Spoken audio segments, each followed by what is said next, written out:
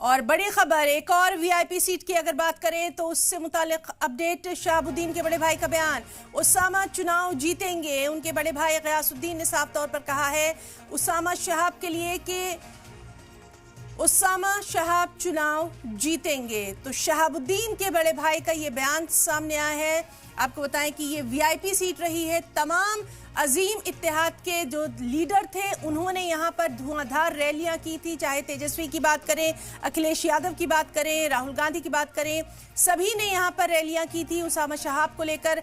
सभी की नजरें लगी हुई हैं। वीआईपी सीट माना जाता रहा है, शहाबुद्दीन की कदीम रिवायती सीट इसको माना जाता रहा है। और अब उनके बेटे उसामा शहाब यहाँ पर खड़े हुए हैं, जिनके लिए साफ तौर पर शहाबुद्दीन के बड़े भाई गयासुद्दीन का कहना है कि उसामा शहाब चुनाव जीतेंगे।